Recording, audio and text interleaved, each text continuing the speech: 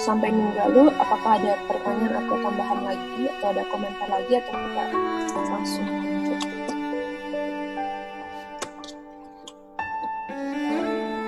Oke, kalau tidak ada, kita akan langsung lanjut. Dan seperti biasa, kita akan baca bergantian.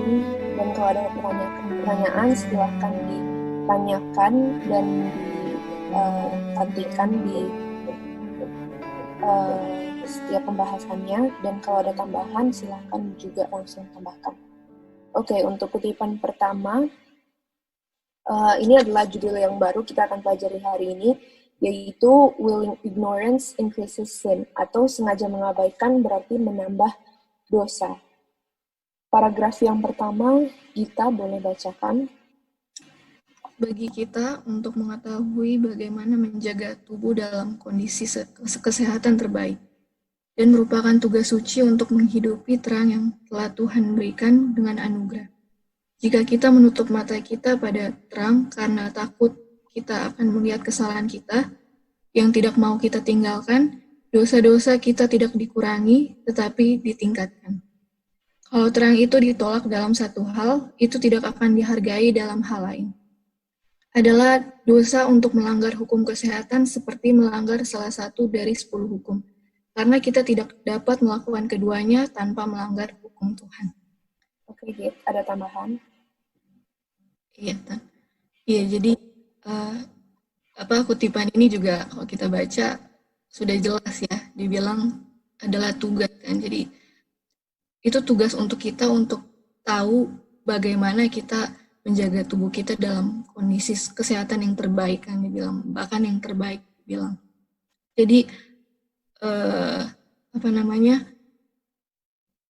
hukum kesehatan atau tahu ilmu bagaimana mana makanan yang sehat, mana makanan yang tidak sehat, itu adalah tugas kita untuk kita tahu gitu. Jadi penting untuk kita ketahui.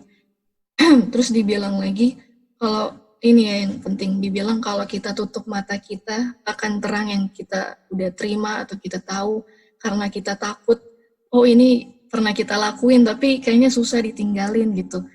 Terus pas lagi dengar firman itu, ternyata firman itu negur kita, karena itulah yang kita lakuin untuk tutupin kesalahan-kesalahan kita, dan makanya kita nggak mau ngelakuin itu.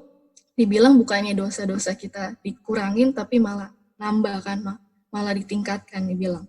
Karena dosa melanggar hukum Tuhan, 10 hukum Tuhan itu kita sudah tahu ya, ini itu sama juga dengan kita melanggar hukum kesehatan. Jadi dosanya itu sama, nggak ada yang kalau 10 hukum lebih tinggi, tapi kalau hukum kesehatan lebih rendah, itu nggak ada, tapi itu sama. Jadi ini yang sangat penting sekali kalau menegur kita, dan kita pribadi dan masing-masing juga pasti pernah mengalami ini ketika kita dengar firman dan firmannya itu kena sekali sama kita, karena pas sekali itu yang kita lakuin, kita jadinya tutup-tutupin gitu. Jadi nggak mau ngelakuin karena itu dosa kesayangan kita gitu. Dan itu menambah dosa ya. Dan itu sama saja kita melanggar hukum Tuhan, 10 hukum Tuhan. Thank you, Tan. Oke, thank you Git tambahannya. Ya, jadi di kutipan ini kita udah tahu dari yang kita pelajari selama ini juga bahwa ketika terang itu diberi pembentukan kepada kita, atau kita belajar tentang terang itu, ya khususnya lebih kepada hukum kesehatan, maka kita tahu juga bahwa itu adalah hukum Tuhan, sama juga dengan 10 hukum. Dan kalau kita sudah pelajari, maka terang itu akan dipertanggungjawabkan ke kita, ya kan? Oke, berikutnya Kak Roy atau Sister Wanda boleh baca. Oke, sis. Kita tidak bisa mencintai Tuhan dengan segenap hati, pikiran, jiwa, dan kekuatan kita. Sementara kita mencintai selera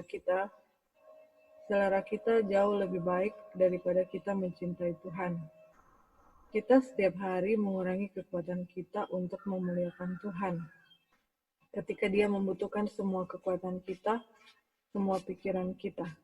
dengan kebiasaan kita yang salah, A user of the check kita mengurangi cengkraman kita pada kehidupan, namun mengaku sebagai pengikut Kristus, mempersiapkan sentuhan akhir keabadian.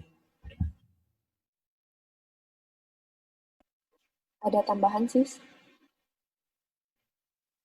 Oh sorry, ada putus tadi Iya. suaranya. Sister Gimana? ada tambahan? Oh oke.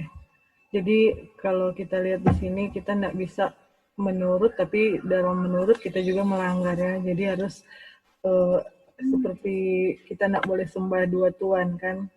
Kita akan menurut yang satu dan akan membenci yang satu. Sedangkan kita menyadari bahwa kita punya keinginan daging ini lebih kuat daripada roh kan. Di sisi lain kita sudah tahu benar, tetapi di sisi lain kita tetap melanggar. Jadi di sini sudah jelas bahwa kita tidak bisa mencintai selera kita, sementara kita mau jauh lebih daripada kita mencintai Tuhan. Jadi tidak boleh kebalik ya, harusnya yang paling utama adalah cinta kita kepada Tuhan. Kalau kita sudah cinta kepada Tuhan, otomatis kita akan menuruti segala perintahnya kan. Dibilang if you love me keep my commandments kan. Jadi kuncinya kalau kita sudah benar-benar 100% kasih kepada Tuhan, otomatis kita punya otomatis kita akan menurut segala perintah-perintahnya. Salah satu adalah dengan kesehatan kita ya, hidup sehat gitu. Ya, thank you, sis. Ya, thank you, sister. Jadi, ternyata bukan hanya kalau di ayat Alkitab dibilang kan jangan menyembah dua Tuhan, itu ke mamon atau duit ya kan. Tapi di kutipan ini juga dibilang bahwa selera kita juga bisa menjadi tuan kita, atau kita bisa mencintai lebih banyak selera kita daripada mencintai Tuhan. Oke. Paragraf berikutnya ada Kak Roy, sister. Oke.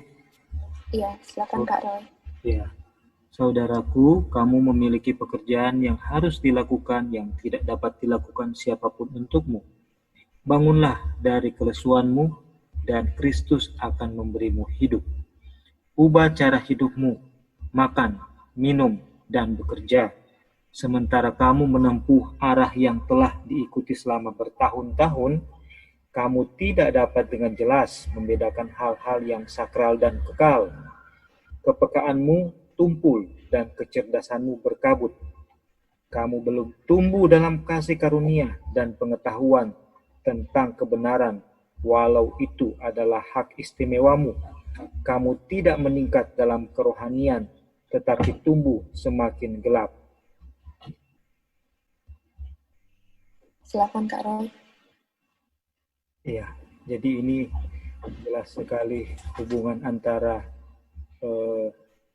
pengertian akan kehendak Tuhan dalam firman-Nya sangat dipengaruhi oleh bagaimana kita punya cara hidup, bagaimana kita makan, kita minum dan bekerja akan menentukan kita punya kemampuan untuk membedakan hal-hal yang rohani, yang hikmat atau sakral dan kekal dengan hal-hal yang tidak rohani.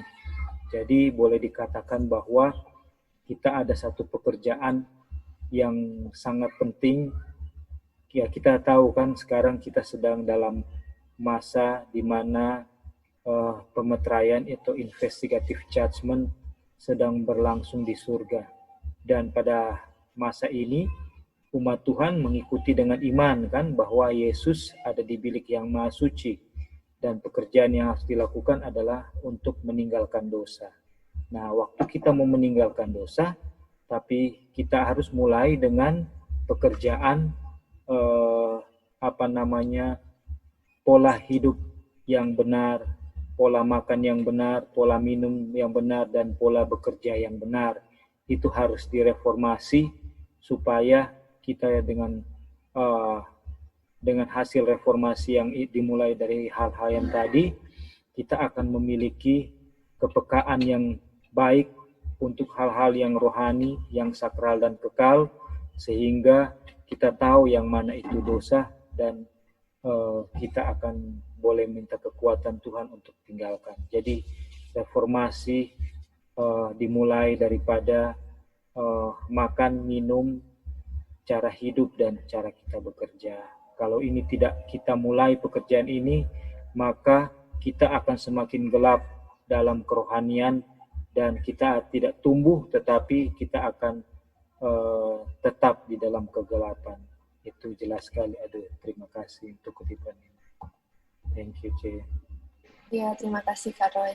Ya, jadi di kutipan ini dibilang jelas sekali dari penjelasan Kak Roy tadi juga bahwa kita butuh kepekaan atau kita butuh selalu sadar, ya kan, berarti selalu watch and pray akan keadaan kita, dan dimana itulah yang bisa meningkatkan kerohanian kita, apakah kita menjadi lebih terang atau justru kita menjadi semakin gelap gitu. Dan itu terpengaruh dari cara hidup kita, apa yang kita makan dan apa yang kita minum, dan bagaimana juga kita bekerja. Oke. Berikutnya, Anti Gladys, boleh baca Anti? Apakah ada Anti Gladys? Hanya boleh orang lain dulu. Oh iya, iya boleh Anti. Kak Lali, boleh baca Kak Lali?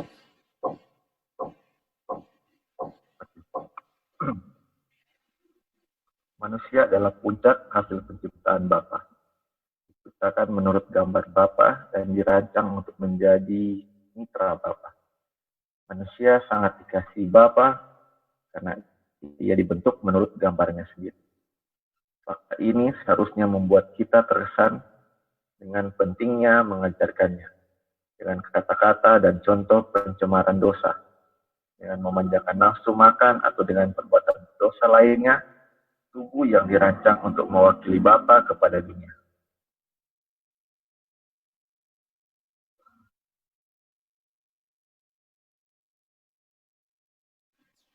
Silakan Kak Lali. Ya, okay. Jadi ini kita semua adalah ciptaan Tuhan yang paling berharga adalah manusia. Ya. Kalau mau di sesuai ciptaan ini memang itu betul. Jadi coba kalau kita membuat sesuatu barang, pasti kita sangat sayang ya barang yang sesuatu kita buat dibandingkan kalau orang lain yang buat. Apalagi ini kalau barang yang kita buat sangat mirip dengan kita ya. Ini kan perhatian kita.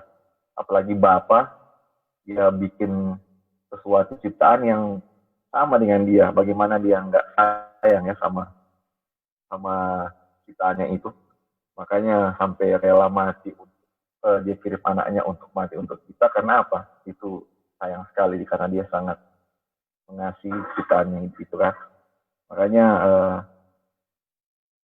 itulah dia. Makanya karena dia ciptaan kita sama dengan dia mau kita mewakili dia kan di dunia ini. Tapi kalau kita rusak oleh pemanjaan nafsu dan karena dosa, bagaimana kita bisa mewakili Bapa yang tanpa dosa itu?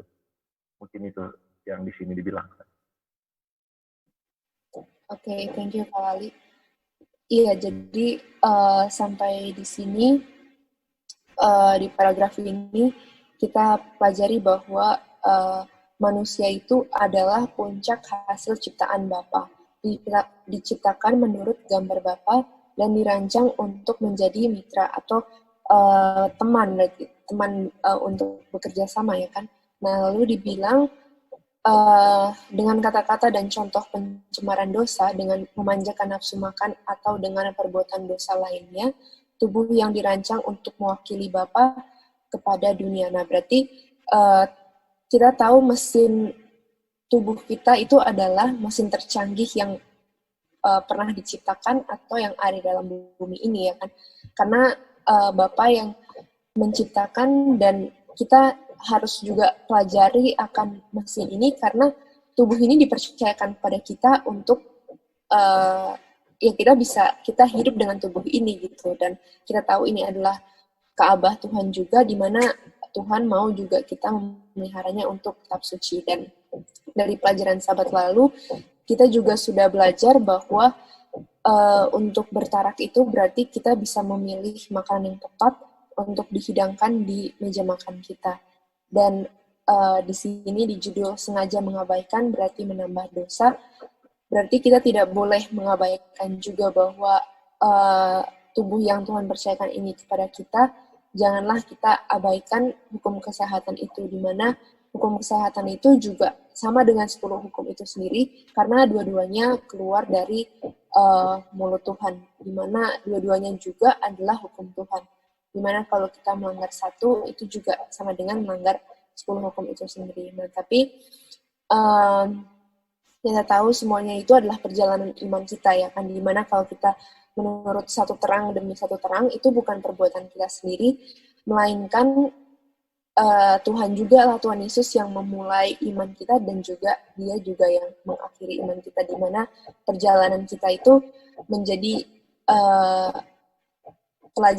perjalanan dari kehidupan Tuhan Yesus juga, ya kan, seperti di narrow path, dimana Tuhan Yesus sudah melewatinya. Berarti umat-umat Tuhan yang harus mengikuti di jalan itu juga akan melewati narrow path itu sendiri. Dan kita tahu ujian Tuhan Yesus juga yang pertama adalah tentang makanan juga, ya kan, bagaimana saat Dia digoda oleh setan untuk merubah batu menjadi roti, itu juga menjadi ujian dari hawa nafsu atau nafsu daging dari Tuhan Yesus sebagai manusia, ya kan. Nah, untuk judul ini ini adalah paragraf yang terakhir. Mungkin ada yang mau menambahkan atau mau ada pertanyaan sampai di sini, silahkan. Atau apakah sudah jelas? Kita akan lanjut. Oke, kita akan lanjut ya kalau sudah jelas. Nah, karena tadi kita berbicara tentang bahwa manusia itu adalah hasil puncak atau ciptaan Tuhan yang paling tinggi, yang paling sempurna, dan diciptakan sesuai dengan image Tuhan juga. Nah, lalu dibilang bahwa tubuh itulah yang harus menjadi perwakilan atau yang harus mewakili Bapa ke dunia, ya kan. Nah, sekarang kita akan baca di paragraf ini dari buku, dari majalah Review and Herald, dibilang dengan judul Go Ye Into All the World.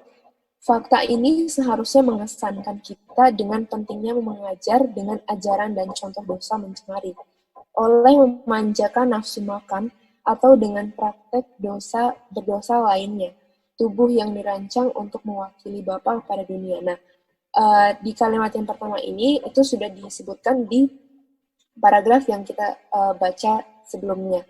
Nah, lalu ternyata ada tambahannya lagi. Kalau kita baca di majalah, di Review and Herald-nya, kalau kita buka ke Review and Herald-nya, itu dibilang bahwa medical missionary dapat melakukan banyak hal baik dengan mendidik orang-orang bagaimana untuk hidup. Nah, jadi untuk mewakili Tuhan kepada dunia ini tidak hanya sebatas menjaga atau bertarak pada nafsu makan kita, tapi medical missionary itu sendirilah yang dapat melakukan banyak hal baik dan mendidik orang-orang bagaimana untuk hidup. Jadi sangat penting untuk kita belajar kehidupan atau sistem mekanika dalam semua organ tubuh kita ini saat kita juga mempelajari tentang medical missionary. Jadi artinya kalau kita belajar tentang tubuh kita juga akan mempelajari tentang medical missionary itu sendiri. Karena tubuh kita inilah yang akan dipresentasikan ke dunia atau yang akan mewakili Tuhan kepada dunia ini. Dimana saat kita juga bertarak, kita menjaga makanan kita, maka yang akan dimuliakan juga adalah nama Tuhan, ya kan? Dan untuk belajar itu lebih dalam lagi, bisa kita pelajari juga saat kita belajar tentang medical missionary. Oke. Nah, di ayat ini dibilang, janganlah kamu menjadi serupa dengan dunia ini, tetapi berubahlah oleh pembaruan budimu, sehingga kamu dapat membedakan manakah kehendak Bapa, apa yang baik, yang berkenan kepada Bapa, dan yang sempurna. Nah, jadi di sini juga diingatkan lagi bagaimana kita harus berubah dengan apa yang berkenan kepada Tuhan, bukannya menjadi serupa dengan dunia, ya kan. Jadi dengan tubuh yang Tuhan sudah berikan kepada kita sesuai dengan image Tuhan, sesuai dengan gambaran Bapa, dan di tubuh ini juga lah dimana kita bisa memuliakan Tuhan dengan kita berubahlah oleh pembaruan budimu, dan berubahnya itu pada kehendak Bapa, ya kan. Nah, oke. Di kutipan yang berikutnya ini dari Councils on Meat and Foods. Sekarang kita masuk ke judul yang berikutnya. Sampai ada yang mau kasih tambahan atau pertanyaan. Jadi di judul yang pertama kita sudah pelajari bahwa tubuh kita ini diciptakan sesuai dengan image Tuhan, dan dimana kalau kita melanggar hukum kesehatan, itu juga berarti kita melanggar 10 hukum. Yang artinya kalau tubuh kita mau dipersembahkan kepada dunia atau mewakili Tuhan di dunia ini, maka kita harus bertaraf dan menjaga tubuh kita agar tetap sehat, karena itulah yang akan dipresentasikan kepada dunia ini. Oke, ada yang mau kasih tambahan atau pertanyaan sampai di sini? Oke, kalau tidak ada, kita bisa lanjut ke judul yang berikutnya, yaitu Mental Effects of Disobedience to Physical Law, atau bahasa Indonesianya pengaruh pelanggaran hukum fisik terhadap pikiran. Nah, oke. Untuk paragraf yang pertama, apakah Anti Joy boleh baca, Anti? Oke. Kita bisa kembali lagi ke Gita, Git.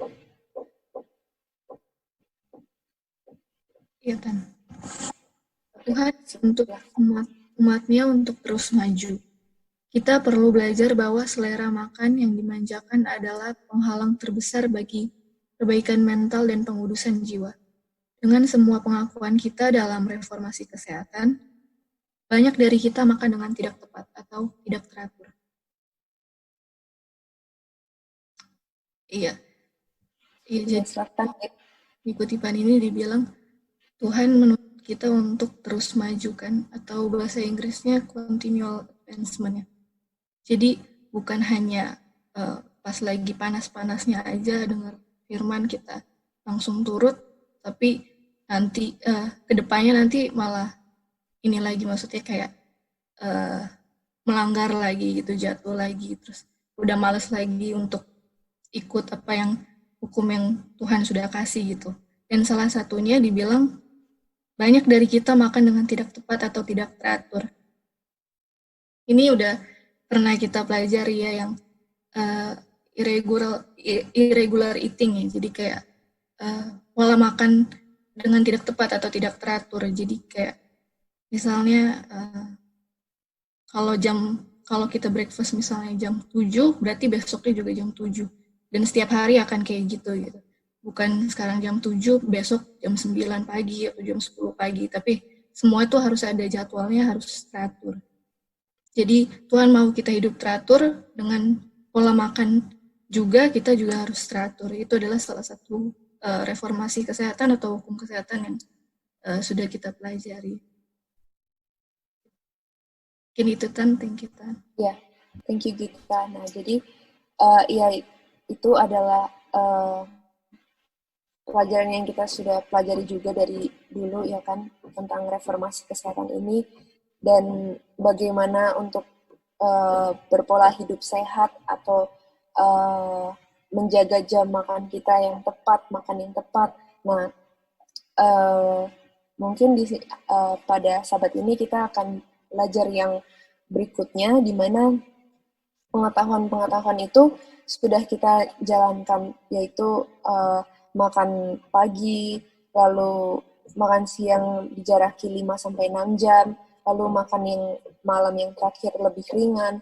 Nah, kita akan belajar lebih dalam lagi. Kalau minggu lalu kita belajar tentang food combining, di mana saat kita makan itu juga penting untuk kita melihat atau kita memperhatikan apa yang kita makan, ya kan.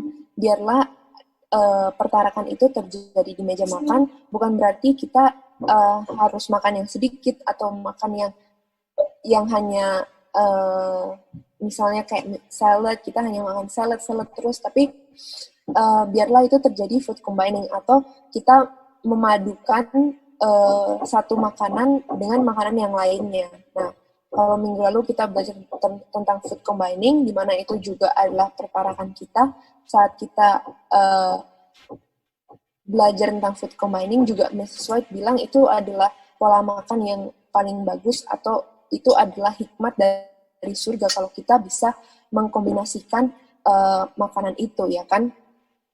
Nah, di sahabat ini kita akan belajar tentang serat. Nah, di sini dibilang bahwa serat itu harus kita makan setiap harinya, dan kita akan pelajari kenapa sih kita harus makan serat itu, ya kan? Dan apa yang terdapat di dalam serat sehingga kita harus memakannya. Nah, oke. Jadi sekarang kita akan belajar tentang serat.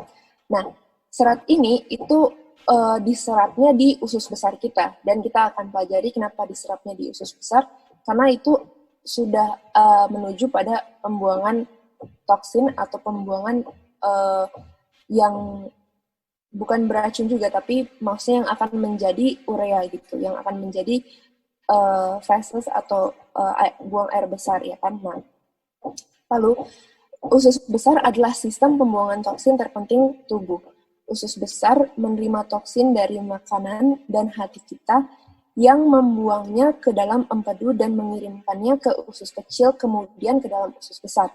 Nah, jadi saat makanan itu masuk dan itu dicerna oleh perut kita, nah, usus besar ini menerima toksin itu dari makanan kita dan hati kita. Jadi, menerima dari situ dan dibuangnya ke empedu dan mengirimkannya ke usus kecil, lalu kemudian ke usus besar.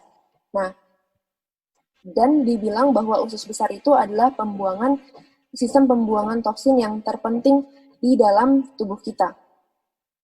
Nah, sayangnya banyak orang susah membuang air besar sampai saat tangki pipa pembuangan tersumbat, itu menimbulkan bau busuk di seluruh rumah. Nah, jadi ternyata banyak orang yang susah buang air besar, padahal pembuangan itu yang kita baca sebelumnya bahwa sistem yang akan membuat pembuangan itu yang terpenting dalam tubuh adalah usus besar. Artinya kalau orang itu susah membuang air besar, artinya yang bermasalah adalah di usus besarnya ini, ya kan. Nah, apa yang terjadi di situ? Nah, usus besar itu diumpamakan sebagai tangki pipa, atau sebagai, kalau kita lihat di bawah dari wastafel kita, di bawah dari wastafel itu ada pipa yang seperti gambar ini, ya kan. Nah, kalau di rumah kita saat pipa ini sudah berbau busuk atau menimbulkan bau yang tidak enak, maka kita secara otomatis juga akan membersihkannya, ya kan. Kalau tersumbat, kita akan membersihkannya. Nah, bagaimana dengan usus besar kita di dalam tubuh kita yang tidak kelihatan atau tidak bisa kita lihat apakah itu kotor atau bagaimana itu baunya? Nah, itu akan kita lihat pada air besar saat kita buang air besar. Nah, seberapa sering kita buang air besar itu juga menentukan kebersihan atau fungsi dari usus besar kita. Jadi, umpamakanlah usus besar kita itu sebagai pipa yang ada di bawah wastafel kita. Kalau kita menjaga pipa di bawah wastafel kita itu tetap bersih, maka seharusnya juga kita menjaga usus besar kita dalam tubuh tetap bersih, ya kan? Kita tidak mau kan dalam rumah, dalam kamar mandi khususnya ada air yang bisa tersumbat atau air yang tidak mengalir secara lancar, dan itu sangat kita perhatikan kalau di rumah. Tapi apakah di dalam tubuh kita juga kita perhatikan? Nah, lalu dibilang, demikian juga saat materi sampah diam dalam usus besarmu terlalu lama, bagian di antara materi busuk itu terserap kembali ke dalam tubuh. Nah, jadi kita tahu kalau yang menyerap fats atau yang menyerap lemak itu adanya di usus kecil. Nah, tapi kalau di usus besar itu sudah ke pembuangan toksin. Oke. Nah, di mana saat makanan itu masuk dari hati kita ke empedu dan juga ke usus kecil dan berakhir di usus besar, disitulah terjadi pembuangan toksin itu. Nah, kalau makanan itu atau materi sampah itu diam terlalu lama di usus besar, maka makanan itu atau materi busuk itu akan terserap kembali ke dalam tubuh. Nah, jadi sangat bahaya kalau kita membiarkan makanan yang terlalu lama untuk berdiam di usus besar kita. Nah, itulah gunanya untuk kita membersihkan atau untuk kita bisa tahu bahwa usus besar kita ini bersih. Itu berasal dari saat kita membuang air besar kita, di mana kita bisa lihat apakah ini lancar atau tidak. Dan biasanya sesuai penelitian ini, banyak orang yang susah buang air besar gitu. Nah, kita akan pelajari hal ini, kenapa sih orang itu susah membuang air besar. Nah, di sini dibilang ada orang mengira bahwa membuang air besar seminggu sekali adalah hal yang normal. Padahal secara biologis seharusnya seorang membuang air besar 3 kali sehari, khususnya setelah setiap waktu makan. Nah, jadi kenapa bisa terjadi pembuangan atau bisa kita mengeluarkan air besar itu atau kita bisa membuang air besar, itu karena ada sesuatu yang kita makan. Kalau tidak ada yang kita makan, maka tidak ada yang harus dikeluarkan juga, ya kan? Nah, dari sesuai penelitian ini dibilang bahwa ada orang yang mengira bahwa membuang air besar seminggu sekali itu adalah hal yang normal. Padahal secara biologis, kalau kita makan sehari 3 kali, maka kita juga seharusnya buang air besar itu 3 kali sehari. Nah, tapi kalau kita membuang air besar setiap kali kita makan, berarti kita juga makan hal yang salah, ya kan?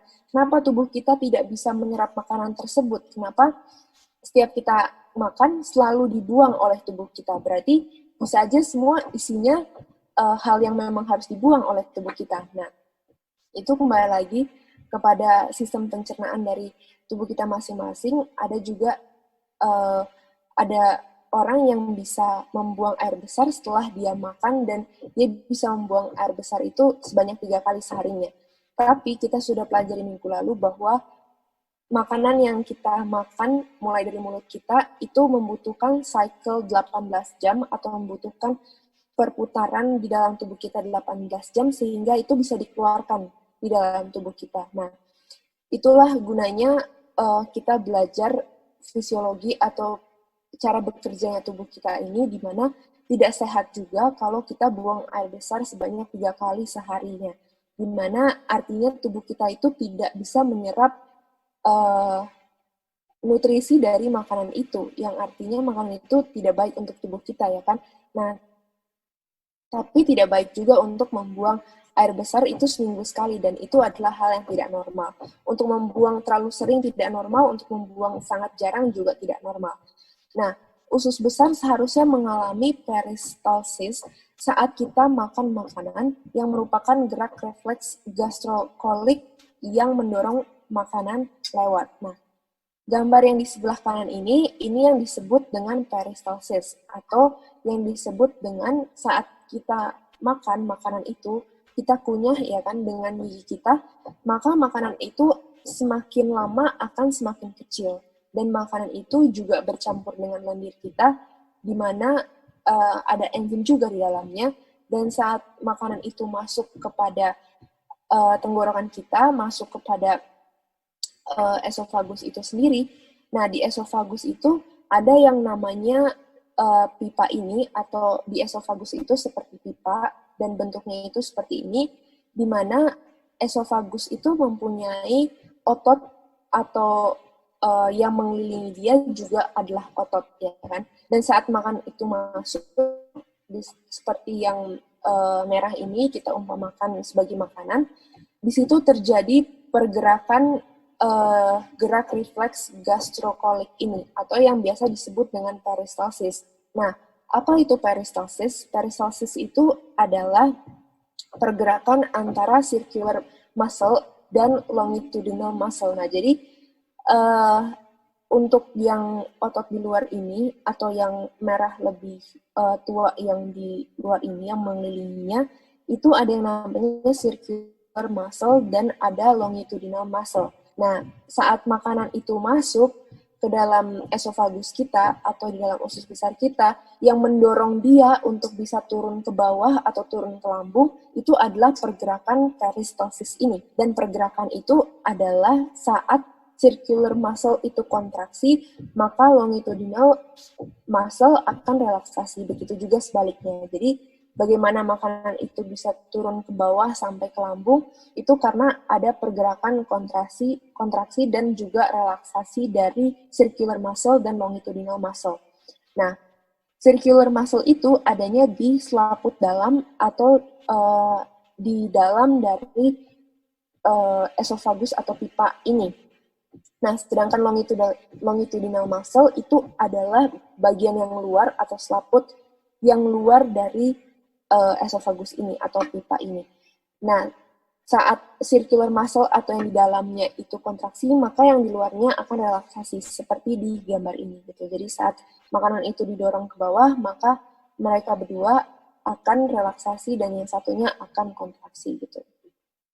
Sehingga makanan itu bisa tiba pada lambung dan juga dicerna sampai bisa membuang air besar.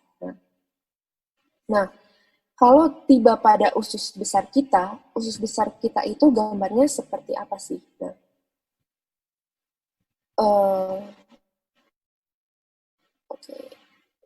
Oke. Ini adalah gambar usus besar kita ya kan, dimana mereka itu usus besar kita memiliki liku-liku atau memiliki bagian yang tidak lurus seperti esofagus ya kan. Esofagus aja itu memiliki gerak peristalsis itu sendiri, di mana walaupun esofagus hanya lurus, tapi dia tetap harus didorong dengan adanya gerak peristalsis itu. Nah, usus besar kita, kalau kita lihat, itu sangat berliku-liku dan sangat banyak ruangannya ya kan. Nah, makanan itu juga akan didorong pada usus besar kita dengan gerak peristalsis tadi. Tapi bagaimana gerakan peristalsis itu bisa sempurna atau bisa bergerak secara optimal, itu adalah dengan kita makan serat gitu. Jadi bagaimana kita makan serat itu juga mempengaruhi dengan gerak atau adanya gerak pada usus besar kita atau gerak peristalsis ini. Dimana kalau di esofagus itu hanya pipa yang lurus, tapi kalau di usus besar itu pipanya ada liku-likunya. Dan untuk bisa terjadi pembuangan yang sempurna, maka harus makan serat sehingga tidak ada makanan yang menumpuk di liku-liku dari usus besar kita. Nah, saat kita belajar serat itu ada dua macam. Ada serat yang insoluble dan ada yang soluble. Atau insoluble itu artinya dia tidak larut di air, dan kalau soluble itu dia adalah serat yang larut di air, dan dia juga yang membantu untuk mengkontrol blood sugar level kita dan juga reduce atau mengurangi kolesterol kita. Nah, serat itu yang pertama insoluble atau yang tidak larut di air, itu adalah serat-serat yang prevent constipation atau dia yang dia yang menghindari konstipasi ya kan. Yang contohnya adalah whole grains, wheat cereals, vegetables seperti carrot atau wortel atau celery dan juga tomat. Dan itu adalah contoh dari fiber atau contoh dari serat yang tidak larut di air dan dia juga yang menghindari dari konstipasi. Lalu yang berikutnya adalah serat yang larut di air dan contohnya itu adalah barley, oatmeal, beans, nuts, fruits. Jadi semua kacang-kacangan, biji-bijian, dan polong-polongan, dan juga buah-buahan seperti apel, berries, citrus, fruits seperti orange ya kan, atau jeruk, dan juga pears atau buah pear. Nah, ini adalah buah-buahan atau ini adalah serat yang larut di air. Dan kalau kita lihat juga seperti apel itu juga mengandung banyak air ya kan, berries juga itu mengandung banyak air, dan sudah jadi sangat masuk di akal kalau itu adalah serat-serat yang larut di air, dan itu juga membantu untuk kontrol blood sugar level dan reduce cholesterol.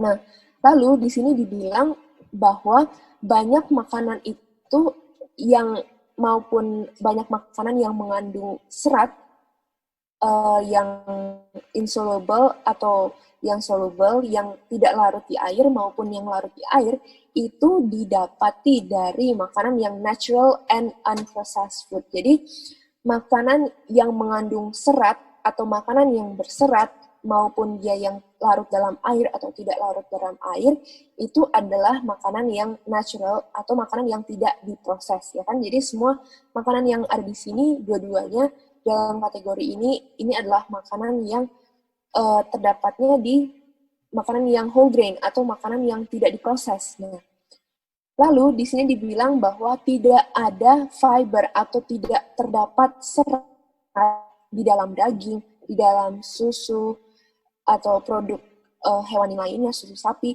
ataupun gula. Nah, refined or white foods atau makanan yang diputihkan atau makanan yang putih seperti roti putih, beras putih, dan juga pastries atau kue-kue yang lainnya itu sudah mengalami fibernya atau seratnya itu disingkirkan atau di-remove gitu. Jadi untuk yang makan daging, yang makan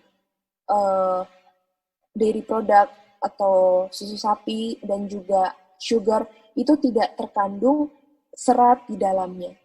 Jadi sangatlah wajar kalau orang-orang atau yang masih makan daging dan juga mengkonsumsi produk hewani tidak bisa mendapatkan serat karena di dalam produk yang mereka makan itu tidak ada serat di dalamnya. Jadi sangat masuk akal kalau mereka tidak bisa membuang air besar gitu.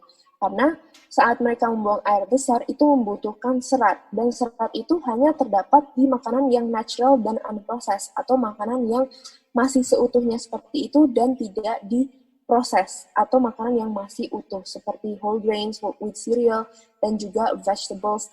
Itu adalah serat-serat yang tidak bisa larut di air, sedangkan buah-buahan itu adalah serat-serat yang bisa larut di air. Nah, lalu kalau yang masih mengkonsumsi makanan yang di-refined atau makanan yang putih ya kan, itu juga adalah makanan yang sudah dihilangkan seratnya atau sudah tidak ada serat lagi. Makanya itu adalah hal yang wajar atau hal yang masuk akal kalau makan makanan ini tidak bisa buang air besar atau jarang buang air besar, karena tidak ada yang mendorong makanan itu sehingga bisa dibuang, sehingga tubuh itu akan menyerap makanan itu kembali, sehingga makanan yang tadinya harus dibuang diproses lagi oleh tubuh, dan oleh karena itu bisa timbullah penyakit, ya kan.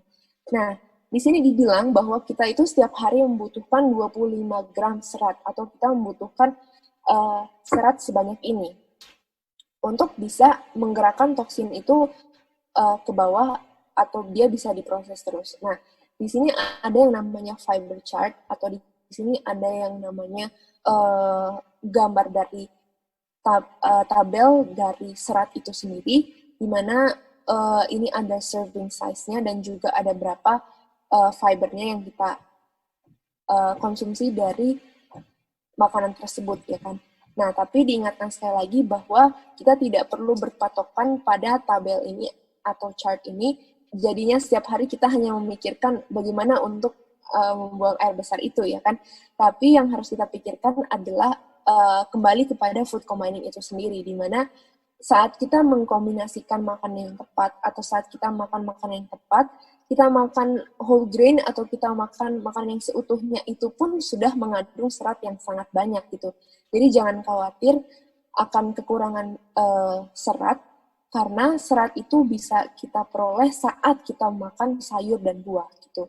Jadi kalau kita makan selain dari sayur dan buah, nah itu perlu dikhawatirkan di mana terdapat serat tersebut. Tapi saat kita makan sayur dan buah, disitulah sudah terkandung serat yang paling banyak dan serat yang paling bagus gitu. Karena serat itu hanya bisa didapat dari sayur dan buah, tidak bisa didapat selain dari itu gitu.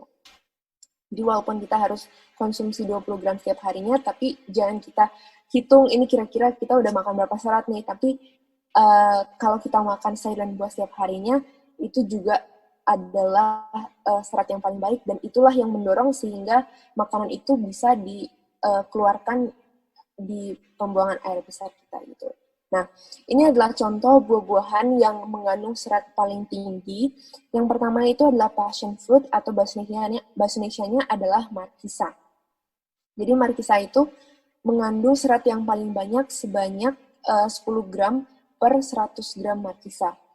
Lalu alpukat juga mengandung serat yang paling banyak. Yang ketiga adalah guava, yang keempat adalah raspberry, ya kan? Nah, ini adalah buah-buahan yang aku ambil di sini, buah-buahan yang terdapat juga di Indonesia atau gampang dijangkau di Indonesia, ya kan? Ini adalah buah-buahan, contoh-contoh buah-buahan di mana terkandung serat yang banyak di dalam buah itu sendiri, gitu. Nah, jadi jangan khawatir kita mendapatkan serat itu dari mana atau bagaimana kita membuang air besar setiap harinya, tapi yang dikhawatirkan adalah apa yang kita makan di meja makan kita. Kalau kita makan sayur dan buah setiap harinya, kita melakukan food combining itu, maka tubuh kita akan menyerap serat itu dan akan secara otomatis membuang air besar, ya kan. Jadi tidak perlu dikhawatirkan karena kita juga makan makanan yang tepat gitu. Oke, sampai di sini ada yang mau kasih tambahan atau kita akan lanjut? Halo, C. Iya, silakan Kak Roy. Apakah serat itu beda dengan misalnya waktu kita makan kangkung itu kan dia punya serat banyak sekali, itu masuk ke gigi, nyangkut ke gigi, atau kalau kita makan mangga itu seratnya atau nenas gitu kan. Kalau kita jus kan dia punya ampas keluar serat-seratnya. Apakah serat yang begitu yang dimaksud atau beda ya? Ngerti ya, C? Kalau contoh kita pineapple ya, nenas. Waktu di jus dia punya pineapple. Dia keluarkan dia punya ampas itu serat sekali. Apakah serat seperti itu? Soalnya kalau dilihat alpukat kan nggak ada dia punya serat kayak pineapple gitu. Nah, iya, apakah serat seperti itu atau dia serat-serat halus dalam arti yang fiber sini beda atau gimana ya?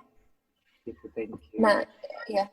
Jadi kalau kita konsumsi itu dalam jus, itu kan kalau jus kan dia ada 2 pembuangan kan, dia terpisahkan antara ampas dan juga airnya itu sendiri. Nah, kalau makan serat itu atau kita mau mengkonsumsi, maksudnya untuk mendapatkan serat ini, Kak Roy, itu lebih baik untuk makan dia seutuhnya seperti itu untuk mendapatkan seratnya gitu. Jadi ini menghitung per gramnya itu saat dia masih utuh, bukan saat dia udah di jus gitu, Kak Roy. Jadi kalau mau lihat serat di dalam alpukat ya kita juga nggak bisa lihat maksudnya secara kasat mata gitu, tapi disitulah terdapat serat yang paling banyak salah satunya gitu. Ya seperti markisa, kalau markisa itu kan justru lebih banyak bijinya kan di dalam, nah tapi disitulah terdapat serat yang paling banyak juga, Pak. Oke, jadi berarti serat yang dimaksud sini pertama bukan serat yang memang ekstrim kayak kalau kita makan kangkung itu kan di sayur atau di sayur-sayuran kan dia nyangkut-nyangkut di gigi gitu, atau makan apa itu bukan serat yang besar-besar kayak gitu ya. Karena contoh alpukat saja dia kalau dimakan kan kayaknya ndak ada serat, kayak setengah puding gitu, tapi ternyata dia paling kategorinya paling berserat. Berarti serat di sini serat yang lebih halus tapi memang serat ya. Memang serat. Terus kedua yang tadi Cice bilang berarti kalau mau konsumsi, mau cari nutrisinya, berarti ya di jus boleh. Tapi kalau mau cari seratnya, kalau kita jus, dia punya kemungkinan besar dia punya manfaat seratnya sudah berkurang ya gitu ya, karena cuma dapat airnya. Kan jus itu ada proses penyaringan kan di situ, cuma air yang keluar kan. Iya. Jadi kalau mau dilihat juga dari yang di sini Kak Roy, itu dibilang bahwa natural and unprocessed food. Jadi masih secara utuh seperti itu, kalau dimakan justru itu yang mengandung serat yang lebih tinggi dan lebih banyak gitu.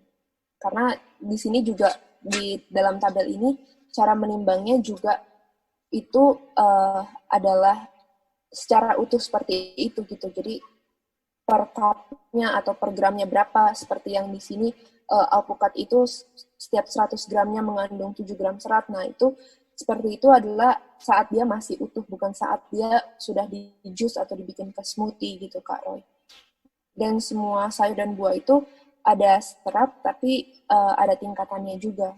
Ya, jadi seperti ini kan ada tingkatannya semua gitu, dimana yang mana memiliki serat yang paling banyak, yang lebih banyak gitu Kak Roy.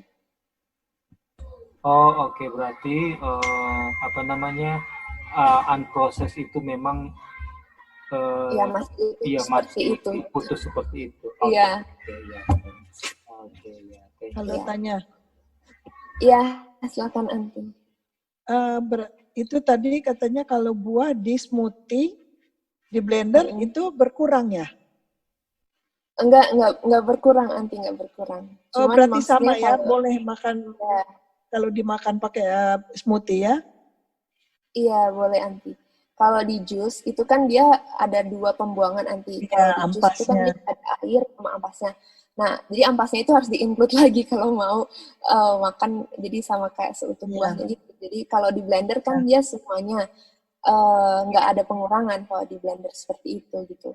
Dan kalau ya tadi kayak seperti di nanas juga, itu tentu lebih banyak seratnya kan, secara kita lihat secara kasat mata juga lebih banyak seratnya daripada alpukat. Dan kita juga sering gunakan nanas itu sebagai jus untuk orang yang konstipasi gitu, untuk orang yang susah buang air besar. Nanas itu juga bisa digunakan sebagai jusnya gitu, untuk melancarkan. Karena kayak di raspberry itu nggak ada serat-seratnya, kayak di alpukat nggak ada seratnya. Iya, nggak kelihatan memang Anti. Oke, thank you. Iya, jadi untuk yang di sini semua buah-buahan yang memiliki serat yang tinggi itu adalah jadi jangan dilihat oleh kasat mata, tapi ini adalah penelitian secara ilmiahnya, di mana yang kita tidak sangka ya kan, seperti markisa itu memiliki serat yang paling tinggi justru. Padahal kalau kita lihat markisa itu kan rasanya asam, berarti memiliki vitamin C yang lebih tinggi kan harusnya. Memang memiliki vitamin C yang lebih tinggi, tapi seratnya juga tinggi dalam saat yang bersamaan gitu. Oke, ada yang mau kasih pertanyaan lagi atau tambahan sampai di sini mengenai serat? Oke, nah jadi pertanyaannya sekarang adalah saat kita sudah belajar serat, kalau ada orang yang berbicara pada kita atau tanya pada kita tentang pembuangan air besar, kalau mereka misalnya hanya buang air besar dalam seminggu itu hanya sekali, berarti sekarang kita bisa menjawab atau kita bisa kasih solusinya, di mana pembuangan air besar itu bisa terjadi kalau kita makan serat, dan serat itu tidak terdapat di dalam daging, di dalam susu sapi, di dalam produk hewani, di dalam semua yang sudah di-refine atau semua yang sudah diputihkan, tapi serat itu hanya terdapat di buah dan di sayur. Dan saat kita makan buah dan sayur itu atau makan serat itu juga menjadi sapu bagi usus kita, di mana usus kita yang berkelok-kelok dan berliku-liku seperti itu bisa didorong keluar dan bisa menjadi feses itu karena terjadi pemakan serat itu. Jadi saat kita makan serat, maka liku-liku dalam usus besar kita juga akan disapu oleh serat itu gitu. Jadi kita tidak bisa lihat secara kasat mata sebersih dan sekotor apa usus besar kita, tapi saat kita makan buah dan sayur, makan serat yang cukup dan yang banyak, maka itu juga akan tersapu secara otomatis gitu. Karena itu adalah cara bekerja atau sistem bekerjanya dalam tubuh kita, dan itu adalah fisiologi dari usus besar kita gitu. Dan itu juga termasuk dalam sistem pencernaan, di mana itu membutuhkan energi yang lebih banyak untuk bisa memproses makanan tersebut, ya kan, yang kita sudah pelajari dari minggu lalu gitu. Oke, kalau sudah tidak ada yang mau kasih tambahan, kita akan lanjut ke paragraf yang berikutnya, masih di judul yang sama, yaitu pengaruh pelanggaran hukum fisik terhadap pikiran. Oke. Yang berikutnya, Anti Arli boleh bisa bacakan Anti di paragraf ini. Oke. Anti Joy, apakah ada Anti? Oke, kalau belum ada. Kalau tanya, Oh iya, silakan Anti. kita seharusnya tidak menyediakan untuk hari Sabat persediaan yang lebih banyak atau variasi makanan yang lebih besar daripada hari-hari lainnya.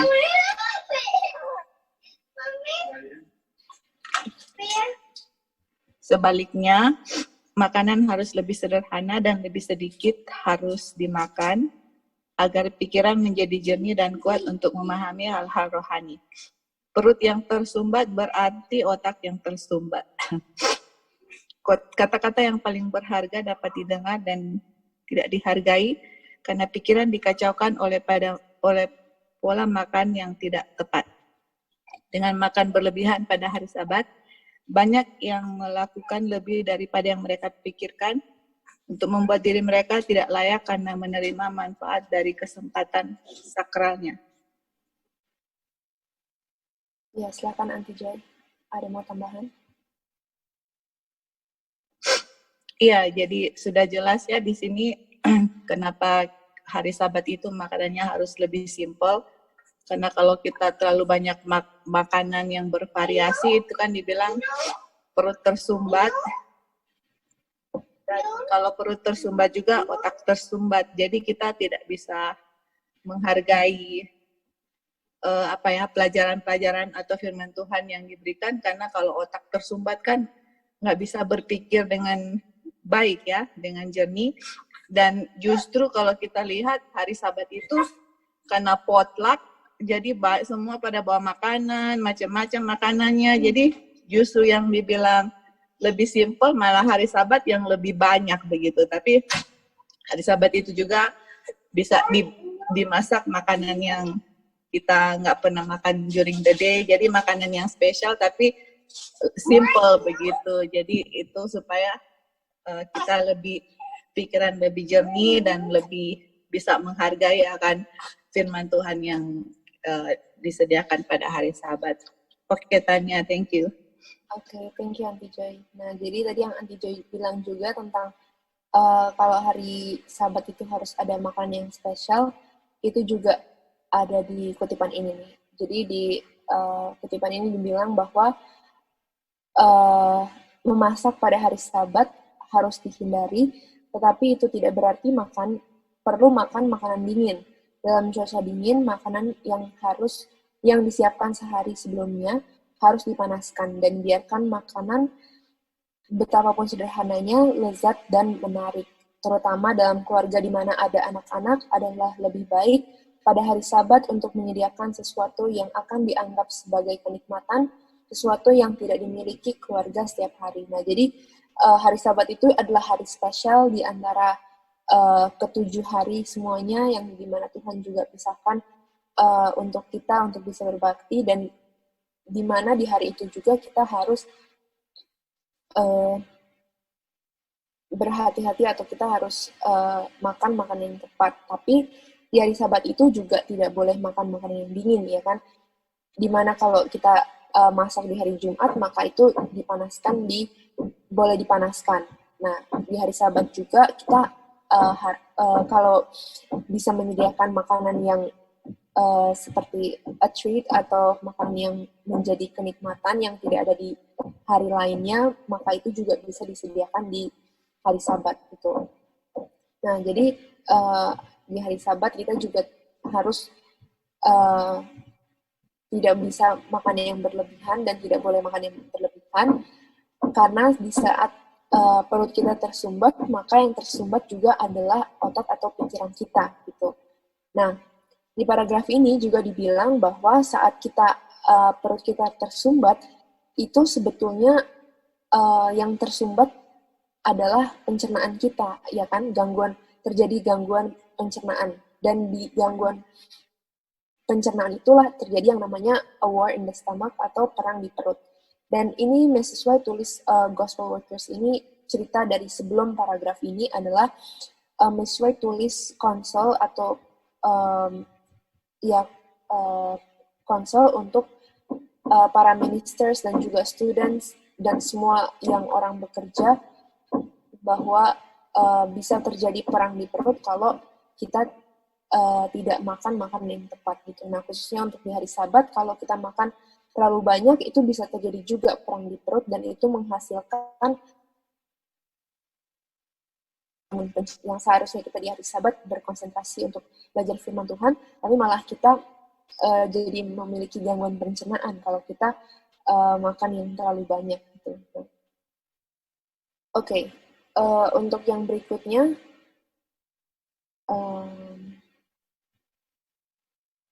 ada Kak Daniel, boleh baca? Apakah bisa baca, Kak Daniel?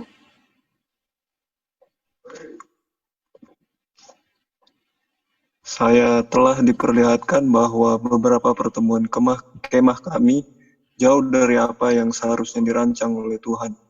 Orang-orang datang tidak siap untuk kunjungan Roh Kudus Tuhan.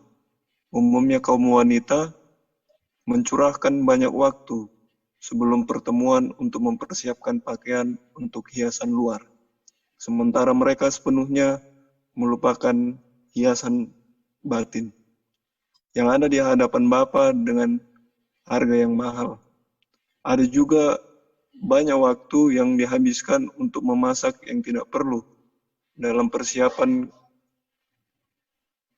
kue pai mewah dan kue dan barang-barang makanan lainnya yang merusak pemakannya secara positif.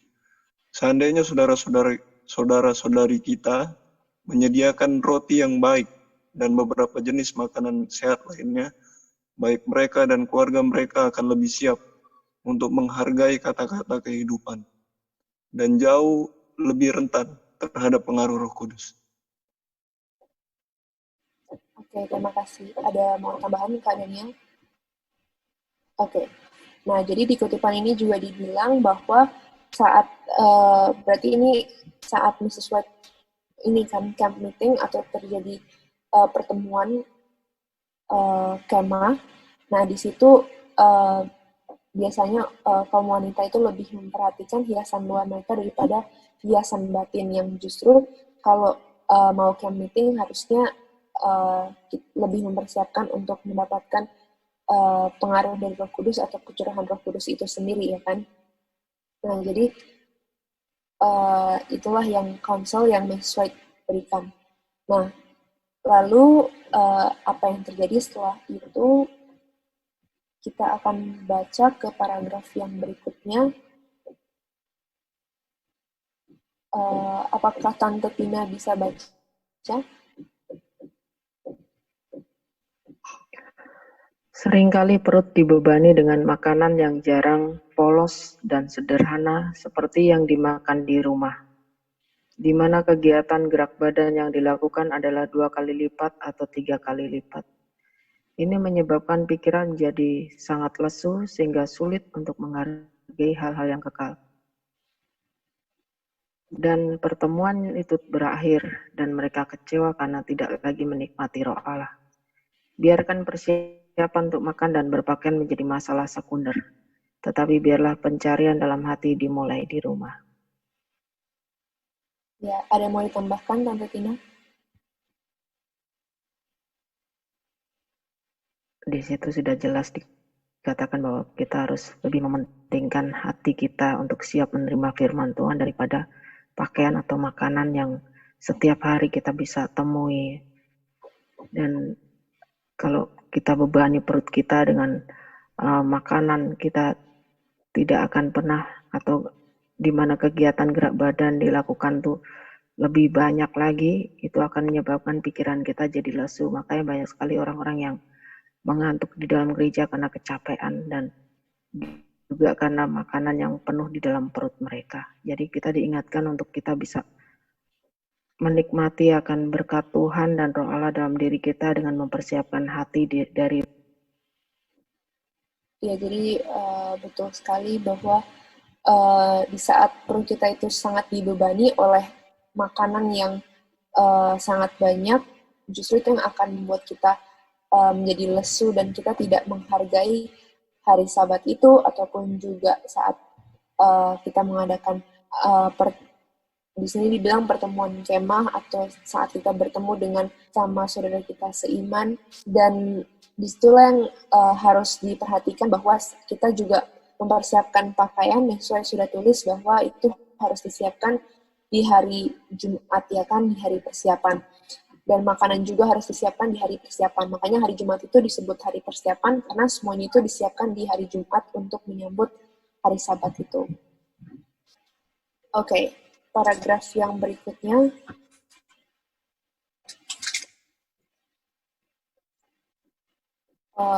Kak Roy atau Kak Wanda boleh baca? Wanda mungkin. Bisa bisa C. Yes.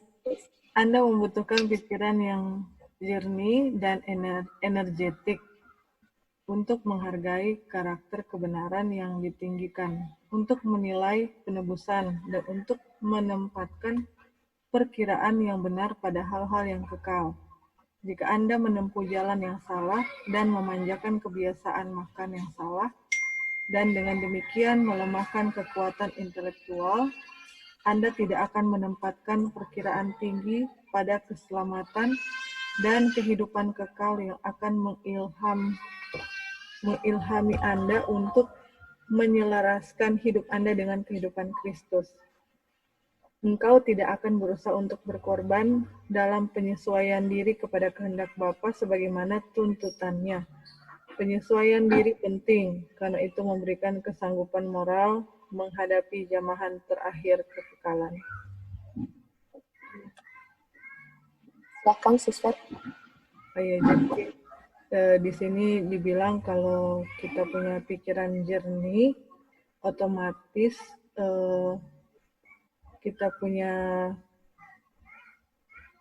pikiran yang jernih dan energetik, kita pasti akan menghargai karakter kebenaran yang ditinggikan.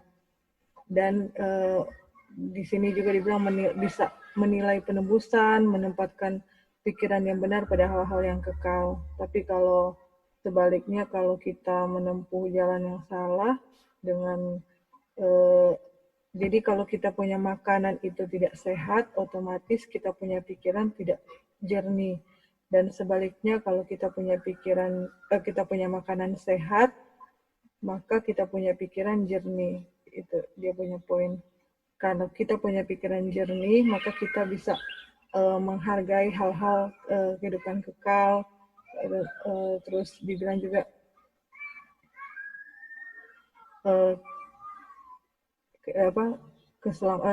menempatkan pikiran, tidak akan menempatkan perkiraan tinggi pada keselamatan dan kehidupan kekal yang akan mengilhami Anda untuk menyelaraskan hidup Anda dengan kehidupan Kristus. Jadi itu dia punya poin. Kalau kita punya makanan sehat, otomatis kita punya pikiran jernih, kita akan menghargai hal-hal tentang kehidupan kekal. Tapi kalau dan sebaliknya, kalau kita punya makanan tidak sehat, pikiran kita juga tidak sehat, maka kita tidak akan menghargai hal-hal kerohanian atau kehidupan kekal.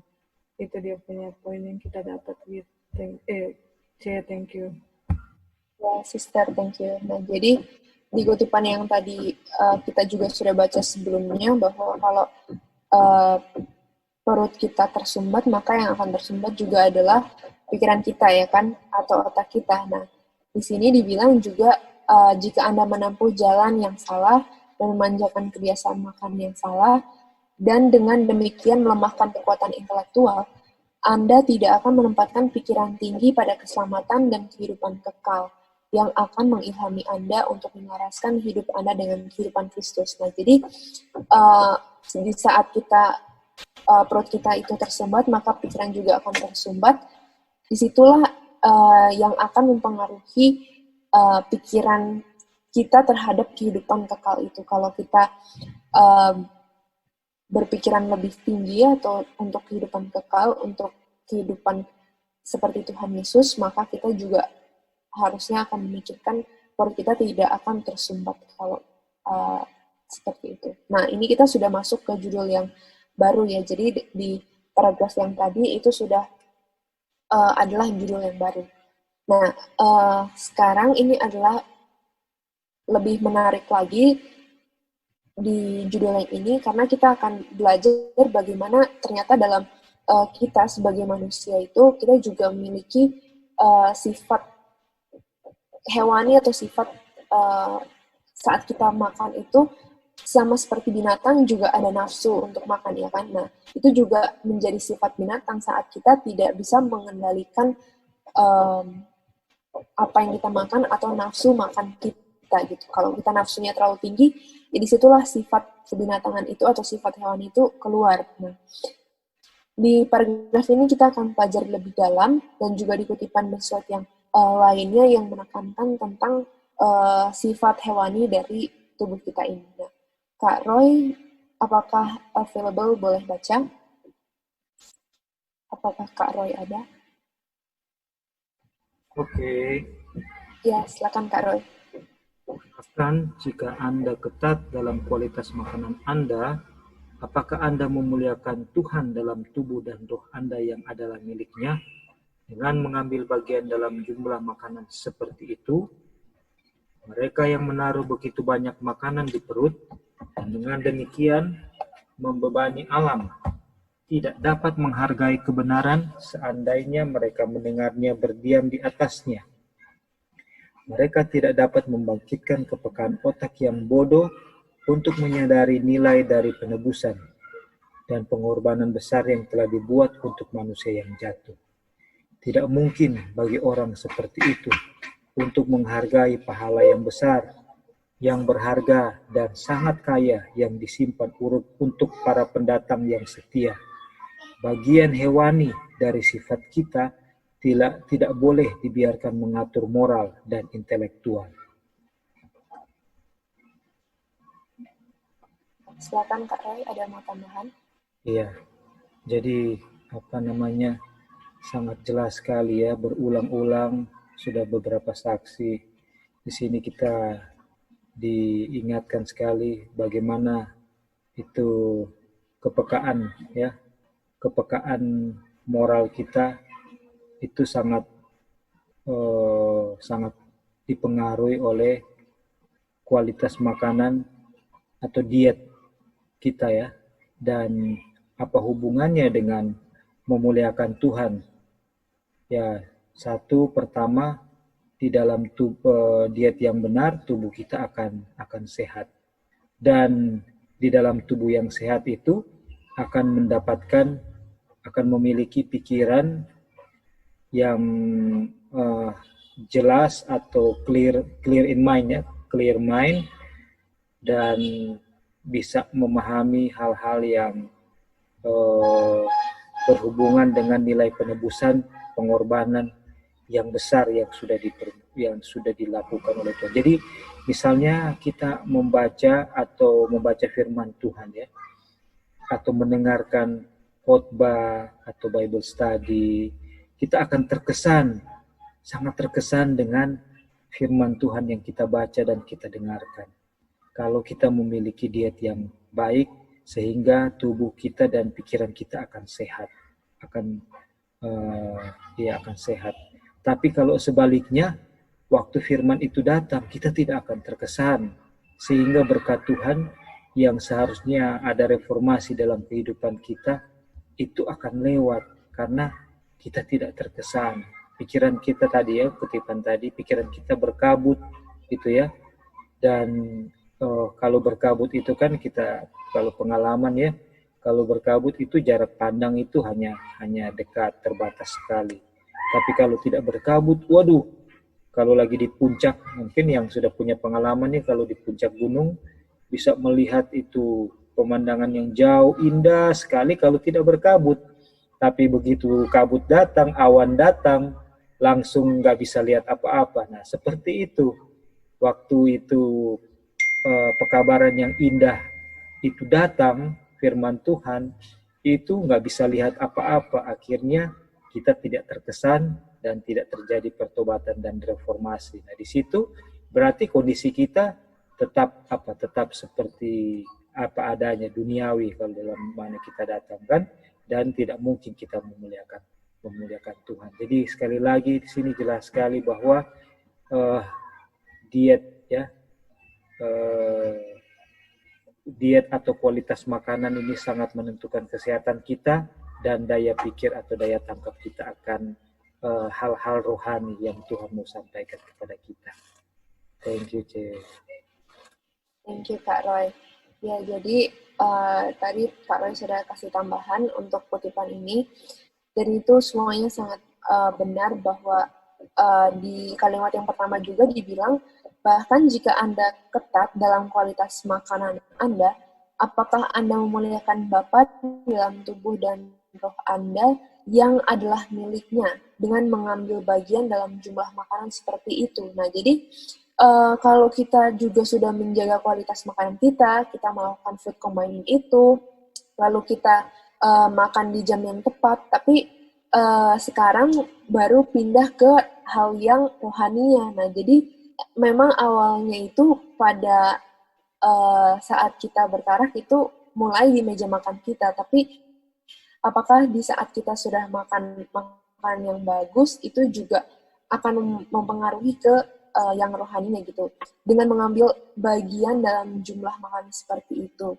Mereka yang menaruh begitu banyak makanan perut dengan demikian membebani alam. Nah, lalu dibilang bagian hewani dari sifat kita tidak boleh dibiarkan mengatur moral dan intelektual. Jadi walaupun kita juga sudah makan yang bagus, tapi apakah dengan tubuh kita ini kita juga memuliakan Tuhan gitu. Dan seharusnya kalau kita juga sudah makan yang bagus, maka kita juga akan memuliakan Tuhan kan dengan tubuh kita ini. Nah, oke, sekarang kita bahas sedikit tentang bagian hewani dari sifat kita tidak boleh dibiarkan mengatur moral dan intelektual. Jadi sebenarnya bagian hewani itu apa sih yang dimaksud di sini oleh Mrs. White? Nah, di sini kutipan dari Counsels for the Church halaman 230 paragraf yang 5 dibilang efek dari pola makan daging di dalam pikiran dan juga jiwa. Nah, di sini dibilang pola makan daging mengubah watak dan memperkuat sifat hewani. Kita tersusun dari apa yang kita makan, dan makan banyak daging akan mengurangi aktivitas intelektual. Murid-murid akan menyelesaikan lebih banyak dalam pelajaran mereka jika mereka tidak pernah mencicipi daging. Ketika bagian hewani dari agen manusia diperkuat oleh makan daging, kekuatan intelektual berkurang secara proporsional. Nah, jadi di sini Meso udah bilang bahwa you are what you eat, atau kita itu tersusun dari apa yang kita makan. Di saat kita makan pola makan daging, atau di saat seseorang itu memiliki a flash diet, atau dia makan daging setiap harinya, maka dia aktivitas intelektualnya akan lebih diminish atau akan lebih kurang. Nah, lalu Mrs. White bilang bahwa murid-murid itu akan accomplish atau menyelesaikan pelajaran mereka yang lebih banyak, atau studi-studi mereka yang lebih banyak lagi jikalau mereka tidak pernah mencicipi daging. Nah, jadi apa yang salah sih dengan daging ini? Ya, kita tahu semua di sini kalau pola makan yang kita sudah jalankan selama mungkin beberapa tahun untuk Om Tante dan teman-teman sekalian, tapi kalau aku pribadi, aku dari terlahir sudah vegan, jadi tidak pernah mencicipi yang namanya daging, ikan, atau apapun itu. Nah, jadi ya puji Tuhan sampai sekarang masih seperti itu. Dan di sini yang namanya untuk Mrs. White tulis untuk pola makan daging itu memang sangat mengerikan, dan kalau mau melihat ke riset ilmiah dari dunia juga sangat mengerikan untuk mereka yang masih makan dalam pola makan daging itu sendiri gitu. Jadi memang itu adalah mungkin kultur atau culture dari sebuah negara atau dari orang tersebut yang di luar dari kita, tapi itulah gunanya pengaruh dari Roh Kudus, atau itulah influence dari Roh Suci itu sendiri, di mana kalau seorang itu tidak terlahir dalam lingkungan Advent atau lingkungan yang health reform, mempunyai pola hidup, keluarganya mempunyai pola hidup yang sehat, maka itu adalah pekerjaan dari Roh Kudus itu sendiri untuk bisa menyadarkan orang tersebut untuk berubah, pertamanya dari pola hidup, ya kan. Nah, jadi kita akan lihat tentang animal and human diseases. Jadi karena tadi belajarnya tentang a flesh diet atau pola hidup dengan makan daging, maka kita juga akan sekarang pelajari sedikit tentang daging itu. Dan yang hari ini kita akan pelajari itu tentang mad cow disease, atau bahasa Indonesia adalah sapi gila. Jadi penyakit sapi gila. Nah, bahasa kimianya atau ilmiahnya itu adalah BSE, yang disingkat dari bovine spongiform encephalopathy. Nah, jadi di Rabu Maret 20, 1996, mad cow disease menarik perhatian dan menjadi trending topik di seluruh dunia. Lebih mengagetkannya lagi karena kata para ilmuwan Inggris, penyakit ini menular ke manusia. Setelah itu, 23 negara membuat larangan untuk mengimpor daging sapi. Nah, jadi ini adalah riset yang aku cari di internet, atau ya semuanya ini berasal dari bisa diakses di internet dan bisa dicari semuanya tentang mad cow disease ini. Nah, jadi mad cow disease ini sangat menarik perhatian di tahun 1996. Dan kalau kita lihat di peta yang bagian sebelah kanan itu tahun 1992, di mana daerah atau area yang memiliki warna abu lebih tua itu adalah area yang memiliki BSE atau mad cow disease ini. Dan yang abu-abu lebih muda itu BSE free areas, atau tidak ada yang terkena BSE di situ. Dan kalau yang chart yang gambar yang sebelah kiri itu adalah tahun 2016. Nah, jadi di sini kita akan lihat mad cow disease ini seperti apa sih, dan karena kita lagi membahas tentang juga makan daging, maka apa pengaruhnya untuk manusia kalau seorang itu makan dari daging sapi, walaupun sudah tidak ada mad cow disease ini lagi, ataupun makan daging yang lainnya, apa yang akan terjadi kepada tubuh manusia. Oke. Berikutnya, semenjak 1986, hasil otopsi dari sapi yang mati dengan mad cow disease telah menyatakan adanya infeksi di sistem saraf yang membuat lubang-lubang kecil di otaknya. Nah, jadi ini adalah hasil otopsi, atau ini adalah hasil X-ray juga dari sapi yang memiliki penyakit BSE ini. Dan di dalam sistem sarafnya itu ada lubang-lubang kecil. Nah, ketika dilihat dengan mikroskop, otak sapi ini terlihat seperti spons.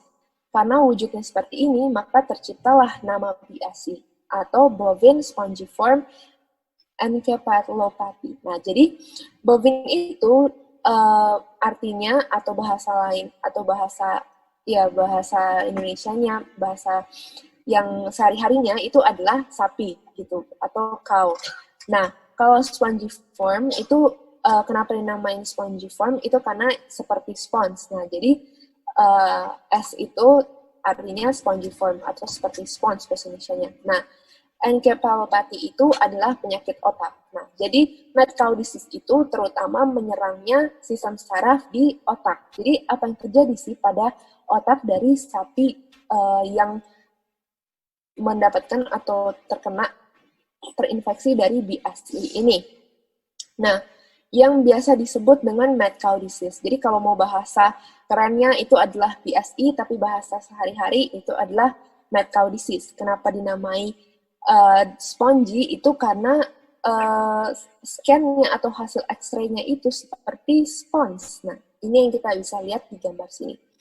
Nah, kenapa sih BSE itu menjadi sangat berbahaya? Nah, di Maret 1996, banyak binatang lainnya juga terinfeksi. Tikus, domba, kambing, monyet, babi, dan ternak lainnya. Nah, sekarang pertanyaan aku adalah, kenapa sih yang terinfeksi adalah sama mereka yang ternak gitu? Jadi domba juga ya kan berternak, kambing, monyet, babi, dan ternak lainnya. Kenapa yang terinfeksi mereka tidak yang terinfeksi itu tidak seperti harimau, macan, atau gajah, binatang lainnya? Sekarang kalau mau dilihat dari pola makannya juga atau dari kehidupan dari sapi itu sendiri, apa sih makanan dari sapi? Ada yang boleh jawab, kira-kira apa sih makanan dari sapi? Apa makanan dari domba? Apa makanan dari kambing? Rumput. Rumput, iya betul. Jadi makanan dari sapi adalah rumput, makanan dari kambing adalah rumput, makanan dari monyet adalah ya monyet, buah-buahan, ya kan. Nah, domba juga makannya rumput, ya kan. Nah, kalau di daerah BSD ini juga masih, di tempat aku tinggal, itu juga masih ada kambing-kambing liar di jalanan, dan mereka juga biasanya di jalanan itu mencari rumput, gitu. Nah, sekarang apa makanan dari sapi ini sehingga dia bisa mendapatkan mad cow disease? Oke. Penyakit yang membuat binatang ini apa yang membuat binatang ini menderita penyakit menular ini? Nah, khususnya sapi diberikan suplemen dari binatang lain dan dari sapi yang sudah mati juga untuk mendapatkan protein yang baik sehingga sapi bisa tumbuh besar dan gemuk. Sapi-sapi menjadi kanibal dan disitulah muncul prion atau virus atau mendapatkan penyakit menular antara binatang satu ke yang lainnya. Nah, jadi tadi pertanyaan aku adalah apa makanan sapi, dan jawabannya adalah rumput. Tapi di tahun 1996 dan sudah dari tahun 1986 juga dibilang bahwa sapi itu ternyata supaya dia bisa gemuk dan besar, dia dikasih suplemen atau dia dikasih protein untuk bisa menggemukkan badannya dari sapi itu sendiri. Jadi sapi yang sudah mati diberikan kepada sapi yang masih hidup untuk makan istilahnya sama temannya, ya kan, berarti. Dan supaya proteinnya lebih banyak dan sapinya lebih gemuk, diberikan suplemen dari binatang yang lainnya. Dan sehingga sapi itu menjadi dalam tanda kutip kanibal karena mereka memakan sesama sapi gitu. Jadi tujuannya di sini adalah supaya sapi itu menjadi gemuk sehingga sapi ini bisa mendapatkan protein yang lebih banyak lagi, dan protein itu didapat dari suplemen daging sesama sapi juga, dan disitulah muncul prion atau virus yang menular itu, dan terjadilah mad cow disease. Jadi kenapa mereka bisa mendapatkan mad cow disease padahal makanan mereka adalah rumput? Nah, ternyata mereka itu bukan hanya makan rumput, tapi mereka itu dikasih protein sehingga mereka bisa gemuk, dan disitulah mereka menjadi kanibal gitu. Nah, oke, apa itu prion? Prion adalah kumpulan dari amino acid atau asam amino yang menghasilkan protein. Tubuh dari binatang ini akan menerima prion dan tidak menyerangnya karena dianggap sebagai protein. Padahal itu adalah virus lainnya. Nah, jadi sapi-sapi itu terinfeksi atau kena virus atau prion itu masuk ke dalam tubuh dari sapi, tubuh itu tidak akan menolak. Tubuh dari sapi itu tidak akan menolak prion tersebut. Kenapa? Karena prion itu adalah kumpulan dari amino acid yang menghasilkan protein. Jadi itu adalah protein yang diterima oleh tubuh, sehingga tubuh itu tidak menolak. Nah, hasilnya adalah virus yang menjangkit ini atau BSE atau mad cow disease ini. Nah, ini adalah hasil scan atau ini adalah hasil otopsi dan juga hasil X-ray dari otak-otak sapi ini. Kita bisa lihat bahwa di ujung yang paling kanan otaknya itu memang bolong-bolong seperti sponge, ya kan? Yang seharusnya otaknya itu padat dan agak lebih tinggi, lebih besar, tapi sekarang dia lebih meringkuk kecil dan menyusup dan membuat lubang-lubang yang dinamai sponge yang seperti sponge ini dan dinamai BSE, ya kan? Apa yang terjadi saat sapi tertular BSE? Otaknya mengecil dan juga terbentuk lubang-lubang kecil pada otak. Nah, kira-kira saat kita membahas tentang otak atau saat kita membahas tentang penyakit otak, kira-kira penyakit apa pada manusia yang juga menginfeksi otak atau yang juga menjadi penyakit otak? Kira-kira ada yang bisa sebutkan penyakit apa dalam manusia yang kira-kira mirip sama seperti penyakit dari sapi ini, yang menginfeksinya pada otak dan membuat otak itu lebih kecil? Gitu. Ada yang bisa menjawab? Hepatitis ya? Apa sih hepatitis? Iya. Oke, ada yang lain? Sirosis hati ya? Oke, itu jawaban dari Sister Wanda. Ada yang lain mau menjawab? Waktu kita tinggal 5 menit. Oke, karena mempersingkat waktu juga, jadi akan langsung dijawab di sini. Nah, yang mirip dengan penyakit mad cow disease itu yang bisa transmittable atau yang bisa terinfeksi ke manusia itu adalah namanya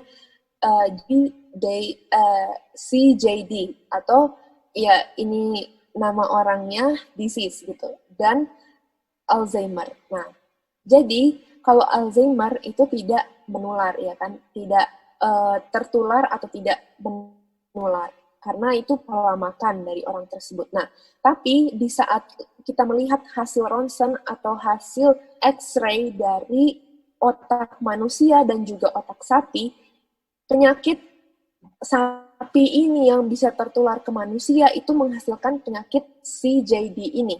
Nah, tapi Alzheimer itu memiliki hasil scan yang sama, atau Alzheimer itu memiliki ciri-ciri yang sama. Dan sering dokter itu tidak bisa membedakan antara Alzheimer dengan CJD ini, karena mereka sangat mirip. Tapi CJD itu yang sangat mirip dan itu terinfeksi ke manusia juga hasil dari mad cow disease kalau manusia itu makan daging dari sapi yang terkena mad cow disease ini, dan hasilnya adalah CJD, di mana otak manusia itu bisa menjadi sponge juga, dan otak manusia juga bisa terserang oleh prion tersebut, dan otak manusia juga bisa menjadi lebih kecil dari yang sebelumnya gitu. Nah, jadi ini adalah penyakit yang menular di antara binatang dan juga manusia, yang contohnya adalah CJD dan juga mad cow disease ini gitu. Nah, artinya manusia yang sebetulnya harusnya seperti sapi, seperti kambing, seperti domba ya kan, makannya harusnya makannya harusnya sayur dan buah, tapi apa yang manusia makan sekarang? Mereka sudah makan daging sapi, sudah makan daging kambing, daging domba, dan semua daging lainnya, dan manusia itu menjadi kanibal. Walaupun tidak memakan sesama manusia, tapi makan sesama makhluk hidup, sehingga menghasilkan virus atau penyakit-penyakit ini yang ada prion di dalamnya, yang ada protein, yang tubuh pikir ini bukanlah virus, tapi padahal itu adalah virus yang mematikan dan sangat mematikan gitu. Dan ini adalah salah satu penyakit yang menular dari antara binatang ke manusia, karena binatang sudah menjadi kanibal dan juga manusia sudah menjadi kanibal. Yang seharusnya apa sih makanan asli atau original diet dari manusia dan sapi? Manusia seharusnya mempunyai gigi yang lurus yang Tuhan sudah berikan kepada kita, yang adalah simetris. Harusnya makanan kita yang asli itu adalah sayur dan buah dan biji-bijian, dan semuanya yang bukanlah makhluk hidup ya kan. Dan sapi juga adalah bukan pemakan makhluk hidup, bukan pemakan daging ya kan. Sapi adalah pemakan rumput gitu. Jadi bukan menyamakan diri kita sama dengan sapi, tapi cara makan kita, pola makan kita, bentuk gigi kita, struktur gigi kita dengan sapi sama gitu. Sapi tidak ada taringnya. Nah, jadi ya itu adalah pelajaran yang kita bisa ambil dari flash diet atau pola makan yang masih memakan daging gitu, dimana saat sapi menjadi kanibal, saat sapi menjadi makan sesamanya, makan makhluk hidup yang lainnya, dia mendapatkan penyakit yang hampir mirip seperti Alzheimer atau CJD. Nah, manusia saat memakan sesama makhluk hidup atau makhluk hidup yang lainnya, bukan menjadi kanibal makan sama manusia, tapi makan daging sapi atau makan daging domba dan yang lainnya, itu juga bisa menimbulkan sponge di dalam otak, atau otaknya itu seperti sponge dan lebih mengkecil sehingga menimbulkan penyakit yang namanya CJD atau Alzheimer disease.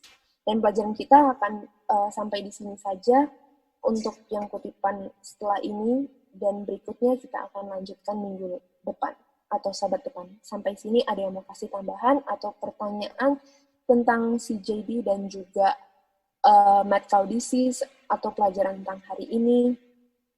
Silahkan.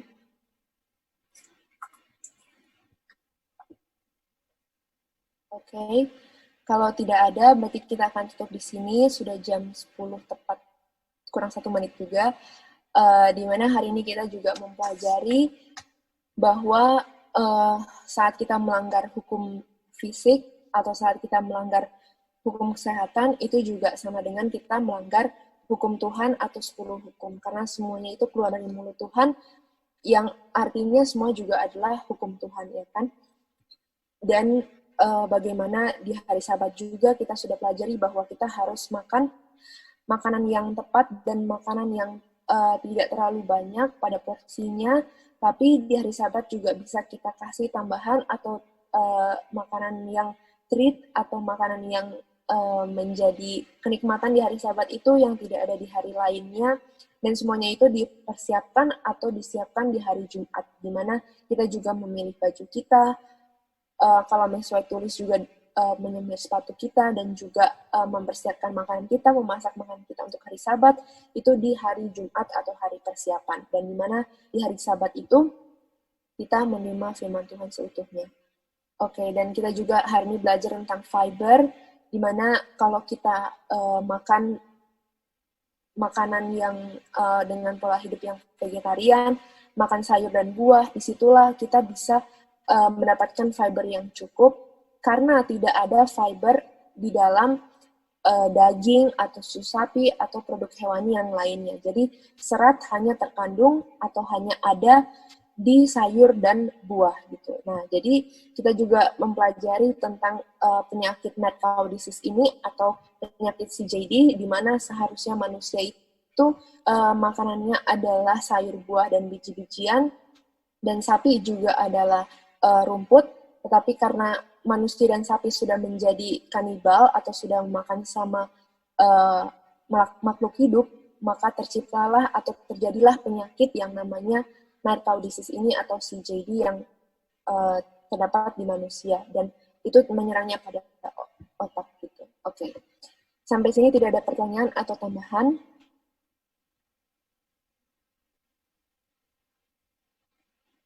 Oke, kalau semuanya sudah mengerti, kita akan tutup dalam doa. Mari kita sama-sama bertelut.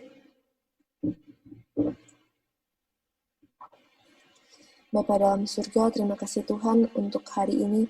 Tuhan sudah memberkati di mana kami bisa berkumpul bersama belajar firman Tuhan untuk membaca lagi dari buku Pedoman Diet dan Makanan Anda, di mana kami belajar akan mesin tubuh yang Tuhan berikan kepada kami, yang adalah mesin tercanggih yang Tuhan ciptakan dan yang ada di seluruh bumi ini, Tuhan. Di mana kami harus menjaganya sehingga Tuhan bisa berdiam dalam kami juga, karena ini adalah Ka'bah yang Tuhan percayakan kepada kami, yang harus kami jaganya tetap suci, ya Tuhan. Kiranya Tuhan di dalam hari Sabat ini kami juga bisa menerima firman Tuhan seutuhnya dan bisa mempelajari lebih dalam lagi sehingga kami dipersiapkan untuk menjadi gadis-gadis yang bijaksana, ya Tuhan. Terima kasih Tuhan sudah menuntun kami dalam Bible study yang pertama tentang kesehatan ini, dan kami akan melanjutkan acara kami. Kiranya Tuhan juga menuntun supaya internet kami bisa berjalan dengan lancar juga. Tuhan yang memberkati kami semua dalam pergumulan kami, keluarga kami masing-masing, Tuhan. Kiranya Tuhan yang menjawab pada tepat pada waktunya, dan juga Tuhanlah yang memberikan kami hikmat bijaksana dari surga untuk kelangsungan hidup kami setiap hari. Dalam nama Tuhan Yesus kami berdoa.